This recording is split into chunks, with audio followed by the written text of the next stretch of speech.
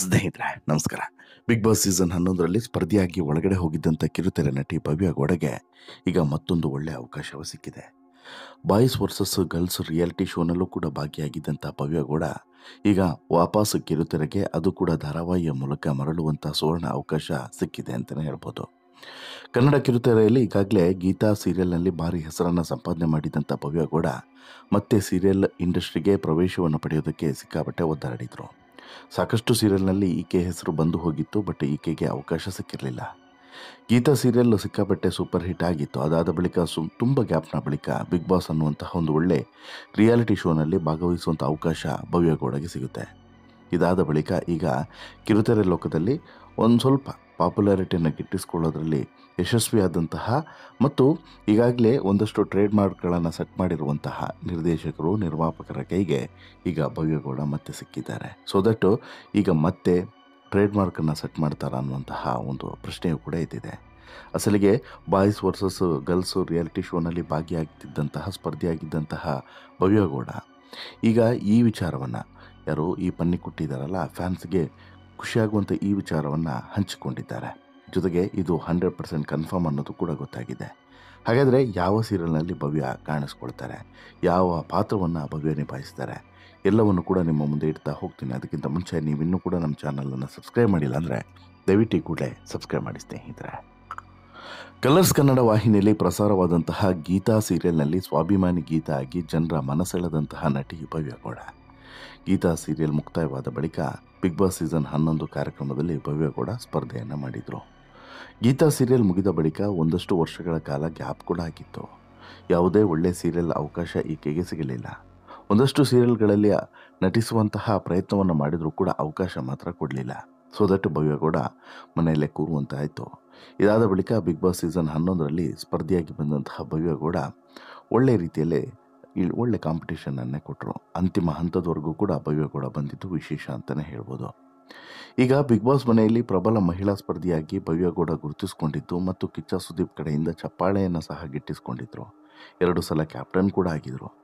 Big boss season 11 ಮುಗಿದ ಬಳಿಕ ಇಲ್ಲಿ ಒಂದು ರೀತಿಯಲ್ಲಿ ಮುಂದೇನು ಅನ್ನುವಂಥ ಪ್ರಶ್ನೆಯೂ ಕೂಡ ಇತ್ತು. ಫಿನಾಲೆವರೆಗೇನೋ ಭವ್ಯ ಬಂದರು, ಯಶಸ್ವಿ ಆದರು. ಬಟ್ ಬಿಗ್ ಬಾಸ್ ಮುಗಿದ ಬಳಿಕ ಏನು ಕತೆ ಅಂತೇಳಿ ಅದರ ಒಳಗಡೆ ಈ ಬಾಯ್ಸ್ ವರ್ಸಸ್ ಗರ್ಲ್ಸ್ ರಿಯಾಲಿಟಿ ಶೋಗೂ ಕೂಡ ಭವ್ಯ ಆಯ್ಕೆಯಾಗಿದ್ದರು. ಈ ನಡುವೆ ಈಗ ಅದೆಲ್ಲವೂ ಬೇಡ ಅಂತೇಳ್ಬಿಟ್ಟು ಇನ್ನೊಂದು ಸಿಹಿ ಸುದ್ದಿಯನ್ನು ಭವ್ಯ ಕೊಟ್ಟಿದ್ದಾರೆ. ಈ ಮೂಲಕ ಪ್ರತಿ ಮನೆಗೆ ಮನಸ್ಸಿಗೆ ಪ್ರತಿದಿನವೂ ಕೂಡ ಎಂಟ್ರಿ ಕೊಡುವಂತಹ ಒಂದು ವಾಗ್ದಾನವನ್ನು ಮಾಡಿದ್ದಾರೆ. ಈ ಮೂಲಕ ಗುಟ್ಟಾಗಿದ್ದಂಥ ವಿಚಾರವನ್ನು ಈಕೆ ರಟ್ಟು ಮಾಡಿದ್ದಾಳೆ ಅಂತಲೇ ಹೇಳ್ಬೋದು. ಹೌದು, ನಟಿ ಭವ್ಯ ಗೌಡ ಹೊಸ ಪ್ರಾಜೆಕ್ಟ್ಗೆ ಹಸಿರು ನಿಶಾನೆಯನ್ನು ತೋರಿಸಿದ್ದಾರೆ. ಹೊಸ ಸೀರಿಯಲ್ಗೆ ಭವ್ಯ ಗೌಡ ಕಮಿಟ್ ಆಗಿದ್ದಾರೆ. ಈಗಾಗಲೇ ಬಣ್ಣ ಹಚ್ಚಿ ಶೂಟಿಂಗ್ ಸಹ ಆರಂಭಿಸಿದ್ದಾರೆ. ಆ ಸೀರಿಯಲ್ ಯಾವುದು ಗೊತ್ತಾ? ಅದೇ ಕರ್ಣ ಅನ್ನುವಂಥ ಸೀರಿಯಲ್. ಹೌದು, ನಟಿ ಭವ್ಯ ಗೌಡ ಇದೀಗ ಜಿ ಕನ್ನಡ ವಾಹಿನಿಗೆ ಜಿಗಿದಿತ್ತಿದ್ದಾರೆ. ಜಿ ಕನ್ನಡ ವಾಹಿನಿಯಲ್ಲಿ ಶುರುವಾಗುವಂತಹ ಹೊಸ ಸೀರಿಯಲ್ನಲ್ಲಿ ನಾಯಕಿಯಾಗಿ ಭವ್ಯ ಗೌಡ ನಟಿಸಲಿದ್ದಾರೆ. ಈಗಾಗಲೇ ಅದರ ಪ್ರೋಮೋ ಶೂಟ್ ಕೂಡ ನಡೆದಿದೆ. ಅದರಲ್ಲಿ ಭವ್ಯ ಭಾಗವಹಿಸಿದ್ದಾರೆ. ಇದಕ್ಕೆ ಸಂಬಂಧಪಟ್ಟಂತಹ ವಿಡಿಯೋವೊಂದನ್ನು ಸೋಷಿಯಲ್ ಮೀಡಿಯಾದಲ್ಲಿ ಹಂಚಿಕೊಂಡಿದ್ದಾರೆ. ಇದು ಸಿಕ್ಕಾಪಟ್ಟೆ ವೈರಲ್ ಆಗಿದೆ. ಹೌದು, ಜಿ ಕನ್ನಡ ವಾಹಿನಿಯಲ್ಲಿ ಸದ್ಯದಲ್ಲೇ ಹೊಸ ಧಾರಾವಾಹಿ ಕರ್ಣ ಶುರುವಾಗಲಿದೆ. ಕರ್ಣ ಸೀರಿಯಲ್ನಲ್ಲಿ ಹೀರೋ ಆಗಿ ಕಿರಣ್ ರಾಜ್ ಅಭಿನಯ ಮಾಡಲಿದ್ದಾರೆ. ಶ್ರುತಿ ನಾಯ್ಡು ನಿರ್ಮಾಣದ ಕರ್ಣ ಸೀರಿಯಲ್ನಲ್ಲಿ ಹಿರಿಯ ನಿರ್ದೇಶಕ TS ನಾಗಾಭರಣ, ಹಿರಿಯ ನಟಿ ಆಶಾರಾಣಿ, ಶ್ಯಾಮ್ ಸಿಮ್ರನ್, ವರಲಕ್ಷ್ಮಿ ಶ್ರೀನಿವಾಸನ್ ಮುಂತಾದವರು ನಟಿಸಲಿದ್ದಾರೆ. ಈ ಸೀರಿಯಲ್ನಲ್ಲಿ ಕರ್ಣನಿಗೆ ನಾಯಕಿಯಾಗಿ ಯಾರು ಅನ್ನೋದನ್ನು ಇನ್ನೂ ಕೂಡ ಆಯ್ಕೆ ಮಾಡಿರಲಿಲ್ಲ, ಫೈನಲ್ ಮಾಡಿರಲಿಲ್ಲ. ಇದೀಗ ಕರ್ಣನಿಗೆ ನಾಯಕಿಯಾಗಿ ಫಿಕ್ಸ್ ಆಗಿದ್ದಾರೆ ಈ ಭವ್ಯ ಅನ್ನೋದು ಗೊತ್ತಾಗಿದೆ. ಆ ನಾಯಕಿ ಬೇರೆ ಯಾರಲ್ಲ, ಅದೇ ಭವ್ಯ ಗೌಡ ಅನ್ನೋದು ಈಗಾಗಲೇ ಗೊತ್ತಾಗಿದೆ. ಇದನ್ನು ನಂಬಲೇಬೇಕು ಅಂತ ಹೇಳ್ಬಿಟ್ಟು ಈಗಾಗಲೇ ಸಾಕ್ಷಿ ಸಮೇತ ವಿಡಿಯೋಗಳನ್ನು ವೈರಲ್ ಮಾಡ್ತಾ ಇದ್ದಾರೆ. ಕರ್ಣ ಸೀರಿಯಲ್ನಲ್ಲಿ ಕಿರಣ್ ರಾಜ್ಗೆ ರಂಜನಿ ರಾಘವನ್ ಅಥವಾ ಮೋಕ್ಷಿತಾ ಪೈ ಅಥವಾ ಭವ್ಯ ಗೌಡ ನಾಯಕಿ ಆಗಬೇಕು ಅನ್ನೋದು ಅಭಿಮಾನಿಗಳ ಬಯಕೆಯಾಗಿತ್ತು. ಅಂತಿಮವಾಗಿ ಕಿರಣ್ ರಾಜ್ಗೆ ಭವ್ಯ ಹೀರೋಯಿನ್ ಆಗಿ ಆಯ್ಕೆಯಾಗಿರುವಂಥದ್ದು ಅಭಿಮಾನಿಗಳಿಗೆ ಡಬಲ್ ಸಂತೋಷವನ್ನು ಕೊಟ್ಟಿದೆ. ಬಿಗ್ ಬಾಸ್ ಮನೆಯಲ್ಲಿ ಇರುವಾಗಲೇ ಬಾಯ್ಸ್ ವರ್ಸಸ್ ಗರ್ಲ್ಸ್ ಶೋಗೆ ಭವ್ಯ ಆಯ್ಕೆಯಾಗಿದ್ದರು. ಆದರೆ ಬಿಗ್ ಬಾಸ್ ಮುಗಿದ ಮೇಲೆ ಅನಾರೋಗ್ಯದ ಕಾರಣದಿಂದ ಬಾಯ್ಸ್ ವರ್ಸಸ್ ಗರ್ಲ್ಸ್ ಶೋದಿಂದ ಭವ್ಯ ಹೊರಬರ್ತಾರೆ, ಅಲ್ಲಿ ಭಾಗವಹಿಸೋದಿಲ್ಲ. ಇದೀಗ ಕರ್ಣ ಸೀರಿಯಲ್ ತಂಡವನ್ನು ಕೂಡ ಭವ್ಯ ಸೇರಿದ್ದಾರೆ. In fact boys versus girls reality show ಅಷ್ಟೊಳ್ಳೆ ಹೆಸರನ್ನು ಕೂಡ ಮಾಡಲಿಲ್ಲ, ಅಂತಹ ಪಾಪ್ಯುಲಾರಿಟಿಯನ್ನು ಕೂಡ ಗಿಟ್ಟಿಸ್ಕೊಳ್ಳಿಲ್ಲ. ಸೊ ದಟ್ ಆ ಶೋಗೆ ಕಂಪೇರ್ ಮಾಡಿದರೆ ಭವ್ಯಗೆ ಇದೊಳ್ಳೆ ಆಫರ್ ಅಂತಲೇ ಹೇಳ್ಬೋದು. ಜೊತೆಗೆ ಗೀತಾ ಸೀರಿಯಲ್ ಬಳಿಕ ಮತ್ತೆ ಕಿರುತೆರೆಯಲ್ಲಿ ಅದು ಧಾರಾವಾಹಿ ಇಂಡಸ್ಟ್ರಿಯಲ್ಲಿ ಮಿಂಚುವಂಥ ಸುವರ್ಣ ಅವಕಾಶ ಸಿಕ್ಕಿದೆ ಅಂತಲೇ ಹೇಳ್ಬೋದು. ಹೇಳಿ ಕೇಳಿ ಇದು ಶ್ರುತಿ ನಾಯ್ಡು ಅವರ ಪ್ರೊಡಕ್ಷನ್. ಶ್ರುತಿ ನಾಯ್ಡು ಪ್ರೊಡಕ್ಷನ್ ಅಂತೇಳಿ ಹೇಳಿದ ಮೇಲೆ ಕೇಳೋದೇ ಬೇಡ. ಒಳ್ಳೆ ಸಂಭಾವನೆಯನ್ನು ಕೂಡ ಕೊಟ್ಟಿರ್ತಾರೆ, ಒಳ್ಳೆ ಕಥೆಯೂ ಕೂಡ ಇರ್ತದೆ, ಒಳ್ಳೆ ರೋಲ್ ಕೂಡ ಇರ್ತದೆ. ಬಟ್ ಅದನ್ನು ಸರಿಯಾಗಿ ಬಳಸಿಕೊಳ್ಳೋದು ಮತ್ತು ಬಿಡೋದು ಅದೆರಡೂ ಕೂಡ ಈ ನಟ ಮತ್ತು ನಟಿಯರಿಗೆ ಬಿಟ್ಟಿದ್ದು. ಈ ವಿಚಾರದಲ್ಲಿ ಭವ್ಯ ಹೇಗೆ ಇದನ್ನು ಸ್ವೀಕರಿಸ್ತಾರೆ ಅನ್ನೋದನ್ನು ಕಾದು ನೋಡಬೇಕು. ಗೀತಾ ಸೀರಿಯಲ್ ಮೂಲಕ ಕಿರುತೆರೆ ಲೋಕಕ್ಕೆ ಕಾಲಿಟ್ಟು ಜನಪ್ರಿಯತೆಯನ್ನು ಪಡೆದುಕೊಂಡು ಗೀತಾ ಅಂತಲೇ ತುಂಬ ಪಾಪ್ಯುಲಾರಿಟಿಯನ್ನು ಪಡೆದು ಇದಾದ ಬಳಿಕ ಬಿಗ್ ಬಾಸ್ ಸೀಸನ್ಗೆ ಎಂಟ್ರಿ ಕೊಟ್ಟಂತಹ ಭವ್ಯಗೆ ಇದು ಸೆಕೆಂಡ್ ಇನ್ನಿಂಗ್ಸ್ ಅಂತಲೇ ಹೇಳ್ಬೋದು. ಈ ಸೆಕೆಂಡ್ ಇನ್ನಿಂಗ್ಸನ್ನು ಭವ್ಯ ಹೇಗೆ ಸದುಪಯೋಗ ಪಡಿಸ್ಕೊಳ್ತಾರೆ, ಈ ಸೆಕೆಂಡ್ ಇನ್ನಿಂಗ್ಸ್ನಲ್ಲಿ ಭವ್ಯ ಹೇಗೆ ಮಿಂಚ್ತಾರೆ ಅನ್ನೋದನ್ನು ಕಾದು ನೋಡಲೇಬೇಕು. ಇನ್ನು ಕಿರಣ್ ರಾಜ್ ಈ ಸೀರಿಯಲ್ನ ನಾಯಕನಾಗಿರೋದು ಮತ್ತೊಂದು ವಿಶೇಷ. ಕಿರಣ್ ರಾಜ್ ಯಾವುದಾದ್ರೂ ಒಂದು ಸೀರಿಯಲ್ನಲ್ಲಿ ಇದ್ದಾರೆ ಅಂತ ಹೇಳಿದ್ರೆ ಅವರಿಗೆ ಅವರದೇ ಆದಂಥ ಫ್ಯಾನ್ ಫಾಲೋಯಿಂಗ್ ಇದೆ. ಸೊ ದಟ್ ಅದು ಅವರನ್ನು ಮೇಲೆತ್ತುತ್ತೆ. ಇಲ್ಲೂ ಕೂಡ ಹಾಗೆ ಆಗುತ್ತಾ ಕಾದು ನೋಡಬೇಕು.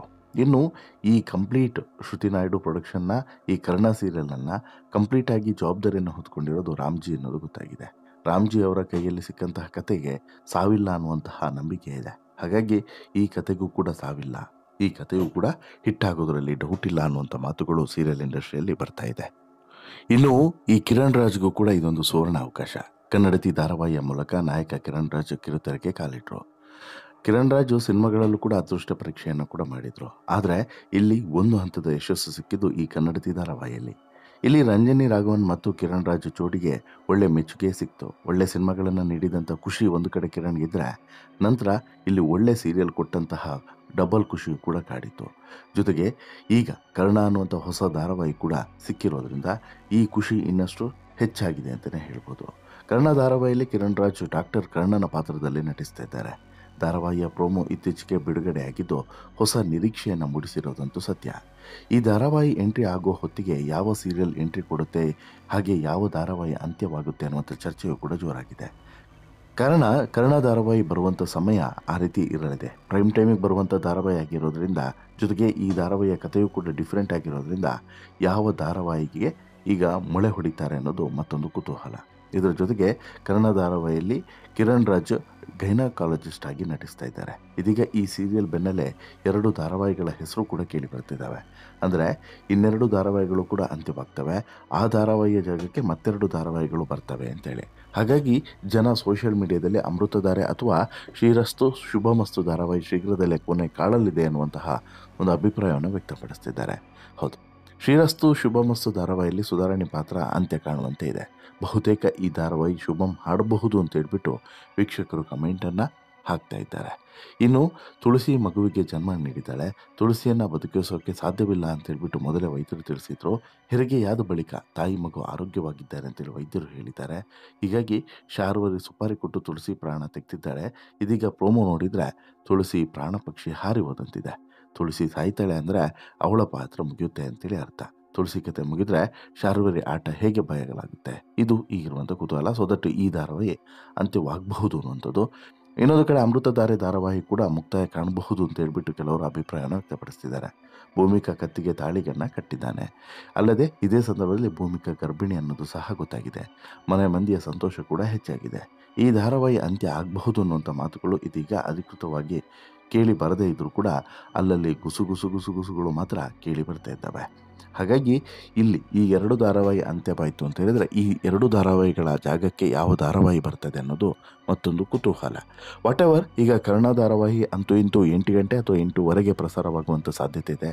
ಕರ್ಣದಲ್ಲಿ ಕಿರಣ್ ರಾಜ್ ಮತ್ತು ಭವ್ಯಗೌಡ ಜೋಡಿ ಎಷ್ಟರ ಮಟ್ಟಿಗೆ ವರ್ಕೌಟ್ ಆಗುತ್ತೆ, ಎಷ್ಟರ ಮಟ್ಟಿಗೆ ಮನೋರಂಜನೆಯನ್ನು ಕೊಡುತ್ತೆ, ಎಷ್ಟರ ಮಟ್ಟಿಗೆ TRP ರೇಟಿಂಗ್ ಪಟ್ಟಿಯಲ್ಲಿ ಬಂದು ನಿಲ್ಲುತ್ತೆ ಅನ್ನೋದು ಈಗ ಇರುವಂತಹ ಕುತೂಹಲ ಮತ್ತು ಒಂದು ಅಂತಿಮವಾದಂತಹ ಅವರ ಈ ಜೀವನದ ಟರ್ನಿಂಗ್ ಪಾಯಿಂಟ್ ಆಗುತ್ತಾ ಇಲ್ವಾ ಅನ್ನೋಂಥದ್ದು ಕೂಡ ಗೊತ್ತಾಗಲಿದೆ.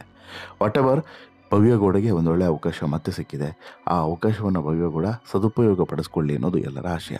ನಿಮ್ಮ ಹಾರೈಕೆ, ನಿಮ್ಮ ಆಶಯ ಏನು? ದಯವಿಟ್ಟು ನಿಮ್ಮ ಅಭಿಪ್ರಾಯವನ್ನು ಕಮೆಂಟ್ ಮಾಡಿ ತಿಳಿಸಿ. ಜೊತೆಗೆ ಈ ಸ್ಟೋರಿ ಇಷ್ಟ ಆಯಿತು ಅಂತ ಹೇಳಿದರೆ ಲೈಕ್ ಮಾಡಿ, ಶೇರ್ ಮಾಡಿ, ಚಾನಲ್ಗೆ ಸಬ್ಸ್ಕ್ರೈಬ್ ಆಗೋದನ್ನು ಮರಿಬೇಡಿ.